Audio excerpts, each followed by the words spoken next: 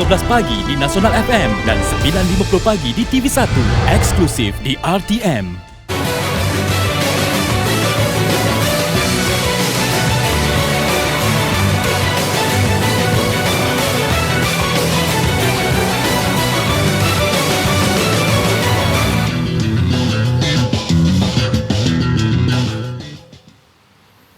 Baik, Assalamualaikum, salam satu Malaysia. Terima kasih kerana terus setia bersama TV1 2 jam setengah selepas pembentangan bajet yang kita boleh ibaratkan pukul 6.30 tadi. Pembentangan berakhir setelah dibentangkan oleh Yang Amat Berhormat Perdana Menteri dengan tema menjamin perpaduan dan pertumbuhan ekonomi, menghemah perbelanjaan inklusif, mensejahtera kehidupan rakyat seluruh. Jadi jangan pernah bosan bersama saya dan juga Syed Menawar di hujung sana. Syed, selepas 2 jam setengah sempat saya meneliti sebenarnya antara tweet-tweet daripada sebahagian warga Malaysia. Ya, ada ketikanya menyebabkan saya ketawa, ada juga yang membawa kepada nada yang serius, ada juga seketikanya membawa nada untuk kita berfikir. Dan salah satu dari I Rebel ni, bajet 2017 ni katanya macam bajet 2016 juga. Umpama janji-janji bekas kekasih. Ada metaforanya di situ. Najwan Halimi bajet yang bajet-bajet. Jadi inilah pandangan umum, pandangan rakyat berhubung pembentangan bajet oleh Yang Amat Berhormat Perdana Menteri. Namun begitu, dalam pembentangan bajet petang tadi ada senario yang perlu kita berikan perhatian juga tentang kematangan politik pihak pembangkang, bila mana juga dibangkitkan dalam Malaysia kini ini dipetik tentang Najib pembangkang malukan diri sendiri. Kita perlu juga melihat senario ini tentang ketidakmatangan ahli-ahli yang berhormat, di mana ada sebenarnya tugas mereka di Parlimen, di Dewan Rakyat juga adalah berdasarkan amanah yang diberikan oleh pengundi-pengundi, oleh rakyat. Namun begitu, berlaku sebaliknya. Mungkin kita boleh dapat respon awal nanti dengan tetamu kita, dua orang yang telah bersedia, Syed. Berkebetulan kita ada wakil politik juga ni, ada orang politik lah maksudnya, dan ada seorang akademik. Jadi gandingan yang saya kira saling melengkapi. Masanya untuk saya perkenalkan kiranya suami kita ada sejam bersama mereka, mungkin sekitar 57 minit berbaki. Yang berhormat Datuk Abdul Rahman Dahlan, Menteri di Jabatan Perdana Menteri. Assalamualaikum, Datuk. Waalaikumsalam, Tuan Syed. Pertama kali Datuk datang dengan entourage. Selalu Datuk macho seorang-seorang. Dia pasal EPU. Dulu perumahan saya datang dengan bomba. Tapi muda-muda semua tu. Oh, muda. Saya percaya pada orang muda. Okey. Jadi Datuk saya muda daripada SUSK saya kepada advisor, kepada semua pegawai khas. Orang muda semua. Tersenyum mereka kat sana. Mana? Ada ke di belakang tu? Ada. Kita nak soalan daripada mereka nanti, angkat tangan pun ada tu.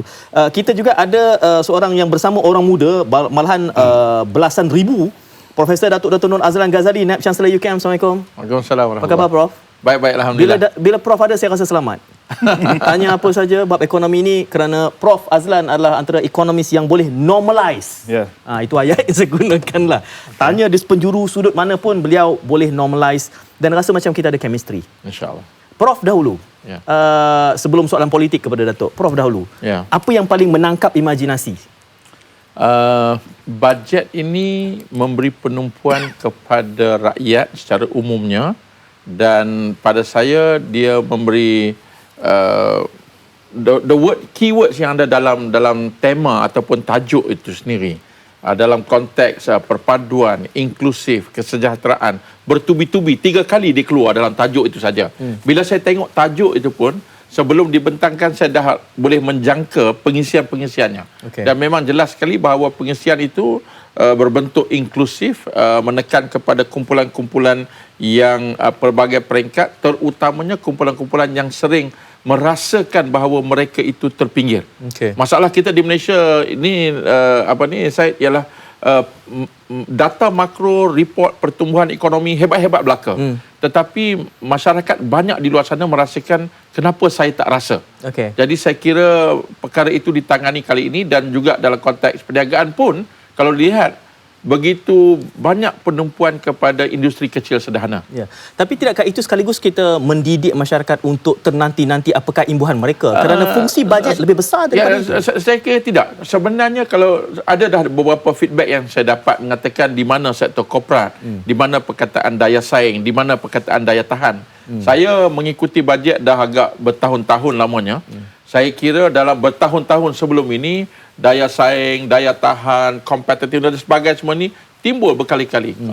Penurunan cukai korporat dan sebagainya berkali-kali. Cuma kali ini dia lebih menumpu kepada kumpulan yang mungkin merasakan bahawa di mana kami dan apa dia bukan hadiah tetapi lebih kepada rangsangan. Ada beberapa pengisian yang bagi saya menarik yang mungkin nanti saya juga nak kita akan kongsi ulas. Tetapi tidak kurang juga suami yang kita sebut di petang tadi bahawa ada kecenderungan Malaysia khususnya pendekatan yang kita lakukan dalam membentang bajet ini mengambil pendekatan political economy. Justru ada sedikit drama tadi. Ada walkout, kita minta orang politik menyentuh tentang ini. Apa artinya? Sebelum saya pergi ke sana dulu, saya nak sentuh juga sedikit tentang bajet. Sebab kalau kita mulakan dengan gelagat biadab pembangkang ni dalam mukadimah kita macam seolah-olah penting sangat gelagat mereka itu. Saya dah echo semula apa yang Prof kata tadi. Pertamanya kita kena lihat Perdana Menteri pada awal ucapannya telah menggariskan bahawa menjelaskan tuduhan dan fitnah yang dilontarkan oleh setengah-setengah pihak dan kerisauan rakyat tentang keadaan ekonomi. Pada saya, kalau saya ditanya apa dia reaksi awal saya, ialah dengan mengatakan bahawa bajet ini tidak tergelincir. Bajet ini merupakan bukan bajet yang regresif. Ianya adalah bajet yang sebenarnya walaupun kita berdepan dengan suasana ekonomi dunia yang begitu mencabar. Bila mana pendapatan minyak kita turun sampai 30 bilion. Tapi kita mampu untuk memberikan satu bajet yang pada saya very inklusif seperti mana yang Prof kata tadi. Semua sektor disentuh hatinya. Saya baru balik daripada satu convention ataupun international conference oil and gas di Algeria. Bila saya tengok Pak Arab ni yang datang daripada negara-negara yang mengeluarkan minyak ini, mereka rasa risau. Malah banyak program-program sosial mereka yang terpaksa dipotong sebab 90% daripada pendapatan mereka datang daripada minyak. Dan kita pula semakin lama, terutamanya sejak Datuk Najib menjadi Perdana Menteri, beliau telah menggunakan pendekatan mempelbagaikan pendapatan negara sehingga sekarang ini kebergantungan kita dalam sektor minyak ni hanya lebih kurang 14%. Bayangkan kalau kita masih pada tahap yang lama itu. Jadi pada saya hari ini kita melihat satu bajet yang mampu menangani masalah suasana keadaan sekarang ini dan tidak tergelincir. Kalau kita tidak bernasib baik, kalau kita tidak mempunyai fundamental yang kuat, asas yang kuat ekonomi, tidak akan mampu kita mewujudkan bajet yang sebegini rupa. Menarik kerana apabila Datuk menyebutkan soal sumber ini, Suhaimi, kita memahami, Prof, bahawa kek ekonominya sedemikian rupa dan masih dalam tekanan ekonomi semasa, harga minyak yang nampaknya meningkat tetapi sangat perlahan, ringgit yang sekarang ini terkesan. Kita punya saiz kek ekonomi yang sama tetapi kita masih memberikan insentif, peningkatan di sana, peningkatan di sini. Maka pastilah ia merupakan suatu yang didanai daripada sumber yang lain. Jadi di mana yang berkurangan, di mana yang kita kompromikan? Tapi sebenarnya bagi saya bukan kurang, semuanya ialah saya suka melihat kepada semua adjustment ini sebagai satu kerangka baru bagaimana untuk menyampaikan perkhidmatan awam. Kalau saya lihat contohnya dalam konteks, ada beberapa contoh di situ, kita selalu dengar tentang National Blue Ocean Strategy umpamanya. NBOS disebut beberapa kali. IPG, ada beberapa IPG akan, kalau dahulu kalau kita nak buat satu program, kita akan bina satu infrastruktur baru dengan DE yang besar, perbelanjaan pembangunan yang besar. Hari ini kita melihat kepada fasiliti-fasiliti kemudahan IPG, Institut Perguruan yang ada, yang boleh dikonvertkan menjadi pusat TVET dan juga program untuk permata pintar. Jadi konsep untuk kita optimize aset yang ada pada kerajaan itu begitu jelas. Jadi berarti dana dapat disalurkan dengan lebih kepada satu tempat apabila bahagian lain dapat dikurangkan. Jadi di sinilah bagaimana kita menyusun atur to assure that maksudnya semua pihak boleh mendapat merasai nikmat pembangunan. Adakah ini yang Prof sebutkan tadi bahawa satu pendekatan yang refreshing yang ingin disebutkan? Bagi saya pendekatan, saya sebelum tadi pun saya sempat bercakap dengan Yang Berhormat Datuk. Kami, umpamanya saya mengambil contoh di universiti umpamanya. Kalau 10 tahun sudah umpamanya tidak ada desakan untuk universiti, desakan yang kuat untuk universiti memikirkan bagaimana nak menjana pendapatan ataupun hasil daripada kekuatan intelektual yang ada. Tetapi hari ini apabila keperluan untuk kelestarian keuangan itu menjadi satu trust di dalam pelan pembangunan pendidikan yang tinggi, maka semua universiti bertindak dengan begitu agresif. And suddenly kita melihat bahawa begitu banyak ruang yang kita tidak ambil. Jadi berarti di sinilah bila kita dapat kurangkan, someone else, pihak lain boleh mendapat manfaat. Saya tambah sedikit sebab inilah persoalan yang sekarang ni berlega oleh dilegakan ataupun disebut oleh pembangkang bila mana mereka melihat bajet untuk Kementerian Pengajian Tinggi dikurangkan. Sebenarnya apa yang berlaku ialah apa yang Profesor kata tadi itu memang betul. Bajet pengurusan kita kurangkan kerana kita melihat bahawa universiti-universiti awam sekarang ini begitu enterprising sekarang ini dan boleh melihat bagaimana mereka boleh mengoptimumkan aset yang ada dan menjana pendapatan melalui usaha mereka sendiri. Commercialization dan sebagainya. Sebab itu kita lihat bahawa kerajaan sekarang ini boleh mengurangkan bajet mengurus untuk universiti dan gunakan dana tersebut untuk pembangunan luar bandar contohnya. Tapi saya nak jawab pembangkang dalam soal ini kerana mereka memanipulasikan tanpa melihat apa yang sebenarnya berlaku. Mereka hanya mengatakan bahawa bajet untuk Kementerian Pengajian Tinggi itu dikurangkan, maka kita tidak prihatin kepada Kementerian Pengajian Tinggi. Ini tidak betul sama sekali. Apa yang Profesor kata tadi itu adalah penyebabnya. Kita kurangkan bajet mengurus kerana universiti sekarang ini sudah mampu untuk berdiri atas kaki mereka sendiri. Ataukah boleh kita lihat ini austerity measure, apa juga pendekatan penjimatan, kreativiti, pendekatan baru ini disebabkan oleh keadaan yang menekan ini menyebabkan kita saya melihat lebih begini, kreatif. saya sebenarnya melihat betul ada ketidaktentuan ekonomi global, kejatuhan harga minyak dan all this tekanan-tekanan ini memang betul. Tetapi bagi saya apa jua tindakan yang kita buat bukanlah tindakan tahun 2017. Kita harus mengambil peluang ini untuk juga menstruktur semula bagaimana kita menyusun atur perbelanjaan fiskal dan seharusnya dia bukanlah nanti 2018 maka tak bekerja balik umpamanya kalau ekonomi itu elok, tetapi harus dibudayakan. Jadi bukan lagi sebagai contoh, keusahawanan bukan pilihan. Dahulu kita bermula dengan kalau tak dapat kerja maka jadi usahawan.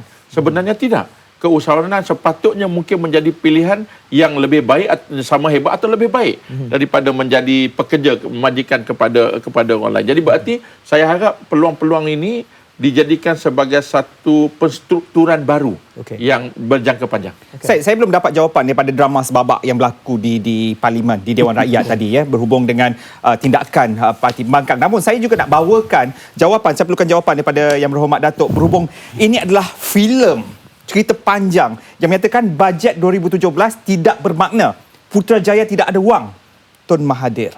Jadi tolonglah pada malam ni berikan gambaran sebenar, benarkah untuk bajet 2017 ni tidak bermakna dan Putrajaya tidak ada wang. Ini diviralkan, Datuk. Jadi kami mohon penjelasan.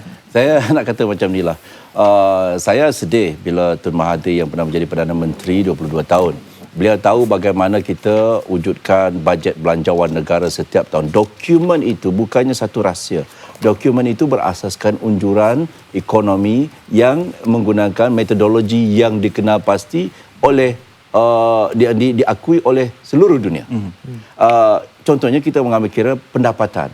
Unjuran kita adalah berkenaan dengan berasaskan unjuran yang pragmatik, yang menepati cara international. Kalau kita tengok pembangkang, contohnya saya bagi satu retorik mereka. Mereka kata mereka akan dapat mendapat pulangan keuangan 10 bilion, 12 bilion, berapa bilion kerana penjimatan corruption. Walaupun saya merasakan itu adalah satu usaha yang baik untuk kita menangani isu corruption, tetapi tidak ada satu negara dalam dunia ini, mana Menteri Keuangan dalam dunia ini yang menggunakan pandangan beliau boleh menjimatkan 10 bilion lepas tu masukkan dalam bajet kerajaan. Tidak boleh.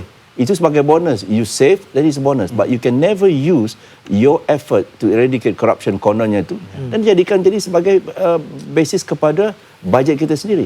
Sebab itu saya kata, bila semua ini berlaku, kita dapat melihat bagaimana tahap kefahaman ekonomi pemimpin mereka ini agak berkurangan.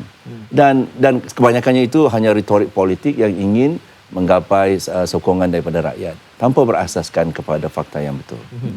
Dalam pembentangan bajet hari ini, ada beberapa perenggan ataupun ketika yang mana Yang Berhormat Perdana Menteri menepis ataupun menolak dua perkara. Saya pun nak menyentuh sebab sebelum kita bajet dibentangkan, viral ini bergelegar. Pertamanya isu muflis, keduanya isu fail state. Saya berpandangan begini. Isu ketirisan, isu kemungkinan kalau ada kelonggaran di mana-mana dalam konteks integriti ini, pertamanya harus faham bahawa tidak putus di Malaysia ini, di perkhidmatan awam, audit demi audit datang ke semua institusi. Dan saya menjadi sebagai pembuktiannya. Yep. Every single thing, nak beli pen ni pun akan diaudit hari ini. Dan dinilai dan perlu diberi jawapan sekiranya saya beli pen ni, katalah saya beli pen ni dengan harga RM500. Saya perlu jawab soalan itu.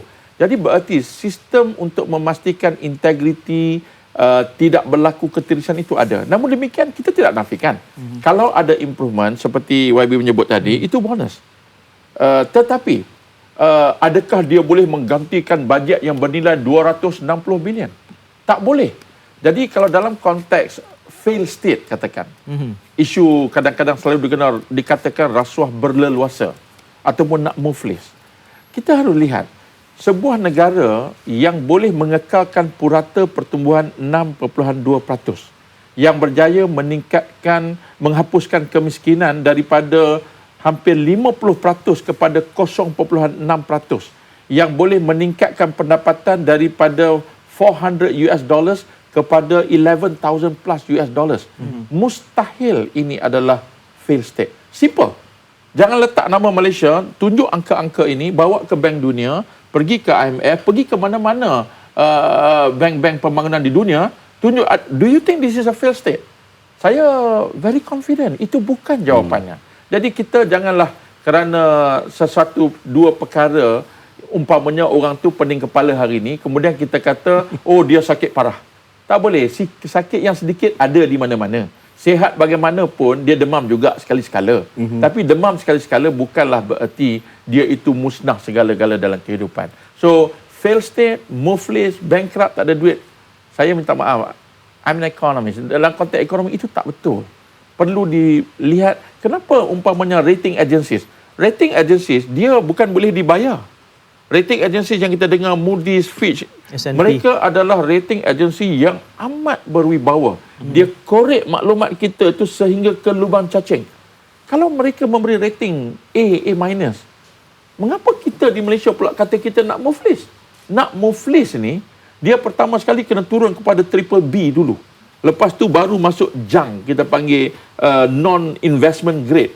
Jadi, bukankah masyarakat antarabangsa yang independen, tidak ada kepentingan dalam negara kita, yang begitu sharp dia punya analisis, mengatakan you are in the A grade. How can you say you fail? That is not right. Saya setuju. Saya nak tambah sikit, Prof. Itu tadi Prof bagi tahu saya tentang rating agencies. Saya berjumpa dengan World Bank representative, IMF representative, wakil daripada Treasury US. Semua mereka mengatakan ekonomi kita berada dalam keadaan yang baik. Tidak sedikit pun kebimbangan mereka. Malah mereka merasakan, ada satu wakil daripada Bank Dunia yang berjumpa dengan saya. Beliau risau tentang bajet alternatif pembangkang. Kerana mereka tidak berasaskan fakta. Contohnya nak menghapuskan GST. Dan bila dihapuskan GST, bagaimana nak kita mencari 30 bilion kekurangan daripada penurunan harga minyak? It's unsustainable. Sebab itu masalah saya sekarang, masalah kita sekarang, itu sebabnya kalau saya dalam EPU ni, saya kata nak merayatkan EPU ni. Sebab saya nak minta supaya rakyat sekurang-kurangnya faham teori-teori ekonomi seperti mana yang Profesor kata tadi tu, supaya kita dapat membuat keputusan yang baik. Dapat kita menyisahkan antara retorik politik dengan apa yang berlaku secara khusus. Saya nak bagi tahu contohnya, bila Tun Mahathir mengatakan negara kita ini sudah tidak dihormati oleh negara lain. Saya pergi ke luar negara hampir setiap bulan. Dan bila masa kita dekat sana, bukan dia nak hormat Rahman Dahlan. Dia hormat nama Malaysia itu. Kita dilihat sebagai sebuah negara contoh. Negara-negara Arab, negara-negara daripada Afrika, negara daripada Eropah merasakan kita mempunyai satu pendekatan penjagaan ekonomi yang begitu mantap. Walaupun kita berdepan dengan suasana ekonomi yang begitu mencabar. Kita boleh bersetuju, Suhaimi, ya, bahawa dengan definisi kegagalan atau fail yang banyak diungkapkan oleh kedua-dua panel tadi, bahawa Malaysia bukan sebuah failed state. Tetapi jawapan ataupun hujah balasnya mengatakan we can do better if we are more prudent.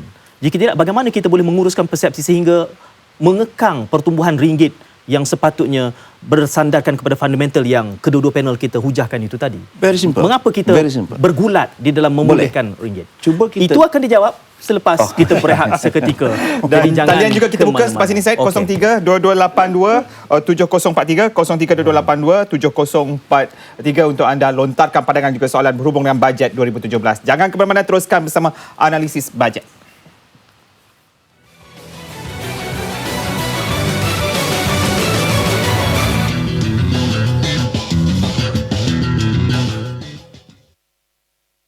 Terdapat banyak tempat pembiakan nyamuk Aedes di kawasan tapak pembinaan.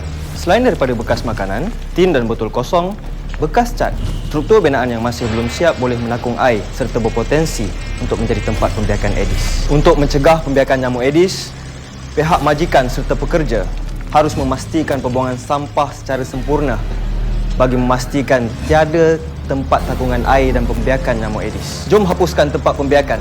Tiada Aedes, tiada denggi.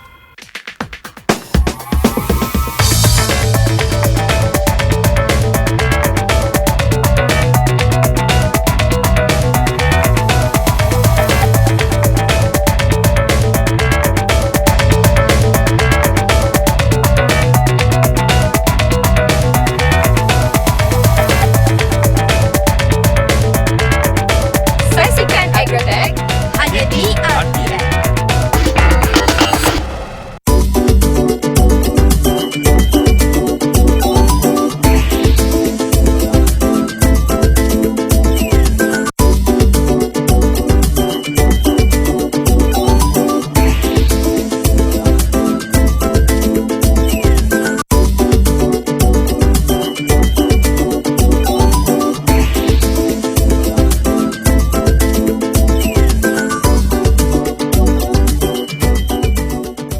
Ikuti penjelasan lebih lanjut mengenai isu-isu yang dibahaskan di Parlimen bersama YB setiap Isnin hingga Khamis 5.45 petang di Nasional FM dan 8.50 malam di TV1 serta ulangan Selasa hingga Jumaat 8.15 pagi di Nasional FM dan 9.50 pagi di TV1 eksklusif di RTM.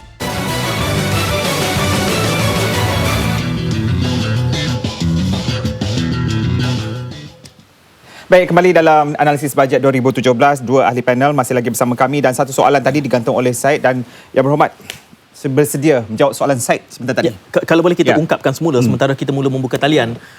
Yang saya tanyakan tadi adalah kita bersetuju ini bukanlah sebuah failed state, tetapi counter argumentnya adalah it may not be a failed state but we can do better if we are more prudent, if we can build a good and positive ambience untuk menggalakkan, kerana kita kelihatannya bergulat memulihkan nilai ringgit disebabkan oleh persepsi yang bukan semuanya datang dari dalaman tetapi persepsi yang terbina dari luar terhadap kita. Datuk ingin menjawab? Saya setuju. We can do better. Kita boleh berjimat cermat, kita boleh kurangkan bajet dan sebagainya. Tetapi sebagai kerajaan, kita juga faham bahawa consumption ataupun penggunaan consumption is a very big component of economy. Bila consumption, whether private or public sector ini berkurangan, itu juga akan membantutkan ekonomi. Jadi kita terpaksa mengimbangkan semuanya ini. Saya melihat kalau kita ada bajet kerajaan, saya cuba tengok juga setiap tahun saya nak bagi juga benefit of the doubt to the pembangkang ni dengan melihat bajet-bajet alternatif mereka. Tapi kalau saya selak buku bajet mereka ini, dia lebih banyak retorik daripada alternative policy yang betul-betul dapat direalisasikan. Contohnya mereka nak cut BRIM, ya. Tetapi pada masa yang sama mengeluh tentang bagaimana nak membantu orang miskin. Mereka nak kurangkan, mereka nak hapuskan GST. Tetapi pada masa yang sama tidak memberikan kita alternatif bagaimana nak meningkatkan teks ataupun pendapatan kerajaan. Kerana mereka nak menolak segala jenis bentuk percukaian baru. Jadi di mana keseimbangan ini? Keseimbangan dari segi perbelanjaan. Dan sebab itu bila saya pernah bercakap dalam parlimen sewaktu saya menjadi backbencher. Saya kata saya malas nak debat pasal bajet kerajaan ni sebab saya lebih suka bajet, saya nak debat ataupun ulas bajet alternatif tetapi tidak mempunyai asas. Sebab itu bila persepsi ini berlaku, saya nak tunjuk sedikit pasal persepsi ini. Masalah persepsi ini lebih kepada politikal. Kita tengok bagaimana Tun contohnya setiap kali di luar negara, kita kena ingat Tun masih lagi adalah seorang negarawan. Ya, bila dia bercakap di luar kita dapat melihat persepsi orang ramai atau public di luar sana terhadap Malaysia itu berubah.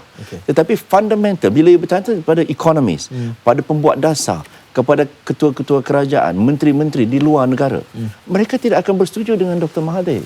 Tetapi bila ia bercerita dengan media, bercerita dengan mereka-mereka yang mempunyai kepentingan politik terhadap Malaysia, maka naratif yang diberikan oleh Dr. Mahathir itu diterima oleh mereka. Tapi berceritalah dengan ekonomis, berceritalah dengan institusi antarabangsa seperti IMF, World Bank, ratings agency, kerajaan negara di luar sana, mereka akan meletakkan Malaysia di tahap yang tinggi. Kita ada akademia di sini. Kalau bermula dengan soalan Syed tadi berkenaan dengan nilai mata wang.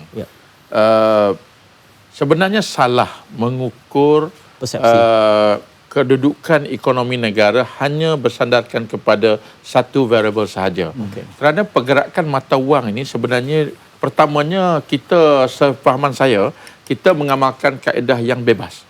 Kadar mata wang ini dia juga ditentukan oleh permintaan dan penawaran. Sedikit sebanyak kita harus faham bahawa kedudukan ekonomi dunia hari ini, Malaysia adalah sebuah negara berdagang. Nilai dagangan openness kita itu lebih daripada 120%. Maksudnya kalau dia ambil import export divide by kita punya pendapatan. Jadi berarti pastinya apa jua berlaku di luar sana akan memberi kesan kepada nilai mata wang kita. Jadi bila mana permintaan kadar ekspor kita berkurangan, maka pastinya kadar mata wang kita juga akan terjejas. Jadi berarti penurunan nilai mata wang semata-mata bukanlah petanda bahawa everything is wrong. Tidak begitu. Jangan ditafsirkan begitu. Kita harus ingat, kadang-kadang kita keliru. Semasa tahun 1970, krisis ekonomi 1997-98. Hari ini umpamanya kalau reserve antarabangsa kita dalam sekitar 391 bilion. Turun daripada 409 bilion. Semua mengeluh kata jatuh. Terlupa yang dahulu sebenarnya yang tinggal 15 bilion US dollar saja. Jadi berarti we have been climbing up. Nanti saya akan pull out. Many macro data is showing like that. Meningkat. Dan juga persekitaran ekonomi telah berbeza. Dulu tidak ada Vietnam, dulu tidak ada China, dulu tidak ada all this Brazil, India. India tak timbul dalam senarai ekonomi yang dianggap kompetitif. Jadi kita berada dalam suasana padang yang berbeza, dan saya merasakan bahawa keupayaan untuk mengekalkan pertumbuhan walaupun sekitar tahun ini dijangka mungkin 4.2%. Dalam persekitaran ekonomi global yang world growth is coming close to slightly below 3 actually. Walaupun disebut tadi 3.1 tapi some numbers are saying 2.9. World trade around 2.6. Ini semua sebenarnya di peringkat global dah lampu merah. Pertumbuhan ekonomi di Amerika Syarikat tahun ini 1.6%. Di Eropah 1.3, di Jepun 0.5. Jadi we are at 4.2.